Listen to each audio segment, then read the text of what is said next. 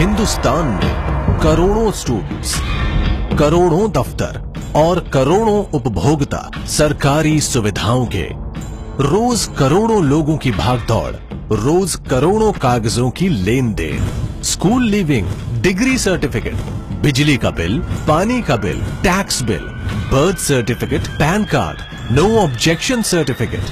कोई देते देते थक जाता है तो कोई लेते लेते। कहीं डॉक्यूमेंट से छेड़छाड़ करने का खतरा तो कहीं उन्हें खो देने का डर, और कहीं एक आध डॉक्यूमेंट भूल गए तो इससे बड़ा अपराध तो कोई हो ही नहीं सकता। पेपर वर्क की इस दौड़ में कोई मिल्खा सिंह बन जाता है तो कोई पीटी उषा। और माफ कीजिएगा, पर कहीं बाढ़ भूकंप जैसी आपदा आ गई तो बेचारा गरीब इंसान तो उन कागजों के साथ अपना अस्तित्व भी खो बैठेगा। अरे बस यही सब करता रहेगा इंडिया तो काम कब करेगा?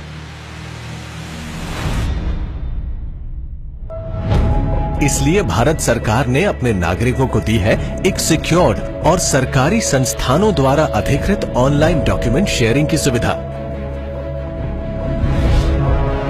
Digi locker. आमतौर पर डॉक्यूमेंट्स की लेन देन तो ईमेल और अन्य किसी डॉक्यूमेंट शेयरिंग पोर्टल्स या क्लाउड स्टोरेज एप्स से भी मुमकिन है, लेकिन आज के डिजिटल युग में नागरिकों के लिए सबसे ज्यादा जरूरी एक ऐसी ऑनलाइन डॉक्यूमेंट शेयरिंग की सुविधा है जो सरकार द्वारा अधिकृत हो।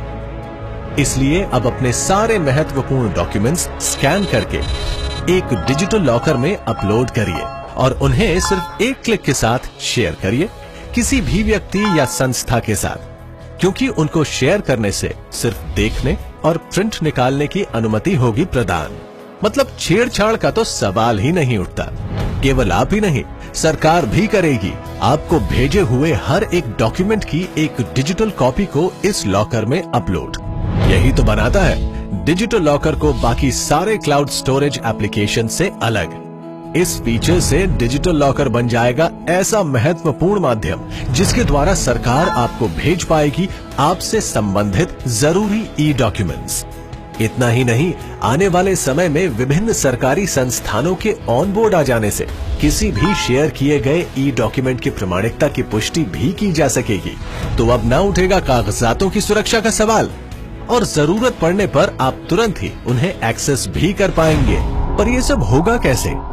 सिर्फ अपने आधार कार्ड और मोबाइल नंबर के जरिए www.digitallocker.gov.in पर रजिस्टर करिए या फिर सीधे पहुंच जाइए नजदीकी CSC सेंटर पर, जहां पर बायोमेट्रिक ऑथेंटिकेशन अथवा मोबाइल नंबर से होगा आपका रजिस्ट्रेशन। इतना ही नहीं, जिन नागरिकों के पास आधार नंबर नहीं है उन्हें भी मिलेगा इस सुविधा का लाभ।